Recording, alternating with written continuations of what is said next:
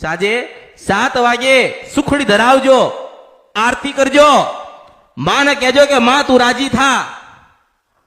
જેમ જેમ સમય જાય, ઉપવાસ વધતા જાય, એમ એમ જીવનમાં પરિવર્તન આવશે. જ્યારે તમને એવું લાગે કે આજે 5 મંગળવાર કર્યા અને ઘરમાં બધું સારું થવા માંડ્યું, બધું સુખ શાંતિ થવા માંડ્યા, વિચારો નવા સારા આયા, કજિયા કંકાસ મટી ગયો, ધંધામાં બરકત થઈ, તો માનજો તમારી કુળદેવી રાજી થઈ છે, એટલા પરિવર્તન થયું છે. હું મેરડી છું, હું તો માધ્યમ છું, હું માધ્યમ છું.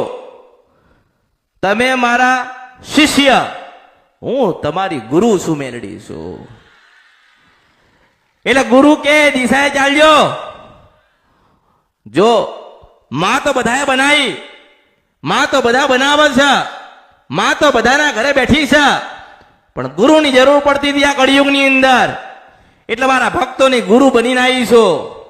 જ્યાં જ્યાં મારો ભક્ત ભૂલો પડે ત્યાં ત્યાં માર્ગ બતાડવા સ્વયં મેલડી ના આવું તો બર્યું મારા અવતારમાં ખોટ પડે.